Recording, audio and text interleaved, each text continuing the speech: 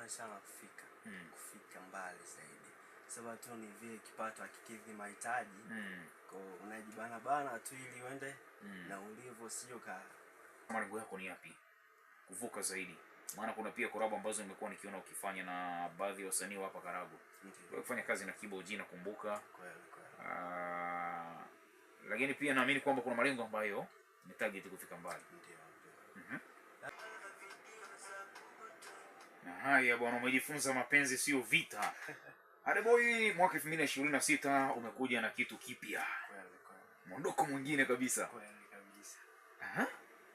Adeboy, hii kazi umeandaa mwezi gani?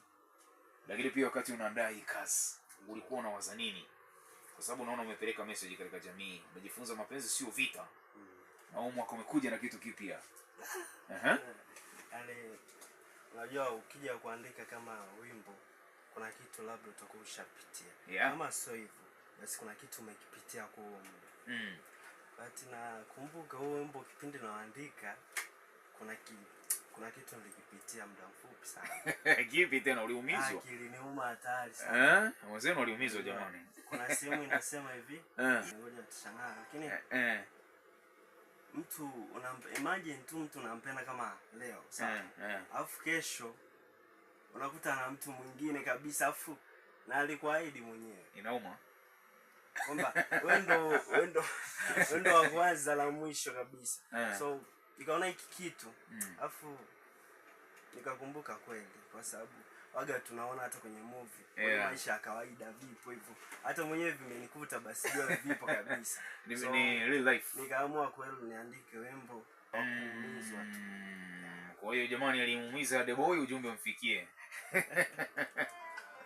Haya bwana, chini ya producer Sadati pia hii kazi imefanyika. Na Adeboy mwasikia? Naam. Kwanza niwashukuru sana mashabiki kwa sababu nakumbuka mwaka jana kuna wimbo nilitoa unaitwa Nawapa Hongera. Kwa mara ya kwanza msanii kama mimi hapa, wimbo wangu ilikuwaga video, ikapigwa Star TV. Nashukuru Mungu nifikie hiyo hatua. Pia nawashukuru mashabiki wote kwa kusubscribe channel yangu ya Adeboy Tiger hadi imefikisha subscriber 1K. Nashukuru sana kwa kweli, kwa sababu unajivunia nini ukiwa chini ya producer Sadati kwa sasa? Ni producer ambaye naweza ngasema kwanza Mungu ambariki sana. Kwa sababu kanitoa sehemu moja kwenda sehemu nyingine. Imagine ni producer ambaye unaweza kaenda muda wowote na akakufanyia kitu ambacho unakitaka. Sawa. Ana ushauri wake. So naweza ngasema ni vitu vingi ambavyo nimejivunia kwake, but ni vingi sana. Ni vingi kweli ambao unajivunia kwa sasa. Ndio. Kwa upande wa perform katika majukwaa 2025 namshukuru Mungu nilipata nafasi ambayo sikuwahi kupataga before na nilikuwaga naitamani. Nilikuja nikapewa nafasi ya kuperform kwenye Mwenge. Namshukuru Mungu pata mashabiki, kumbe watu wananijua wakiwa wanasikiliza tu hapa. Adeboy, watu wanakupataje sasa? Mimi kunipata kwa namba yangu ya kawaida ambayo inapatikana pia WhatsApp ni 062 30 86 30 mwisho 9. Yaani ni 062 30 86 309. Pia kwenye mtandao yote ya kijamii ambayo unajua wewe unaandika Adeboy Tiger, unapata nyimbo zangu, unapata kila kitu. Safi kabisa, na kazi zao utaendelea kuzipata hapa Radio Karago FM, sauti wanaandika katika vipindi mbalimbali. Bwana, neno la kumalizia? Kila kitu. Adeboy?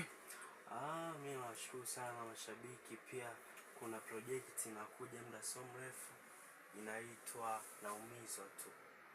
So naomba mnipo. Wakae mkao wa kula. Ndio. Haya bwana, mimi niseme kwamba nilikuwa nao hapa ndani kutokea katika studio safi kabisa ambayo ni ya Chapakazi Records Music chini ya producer Sadati.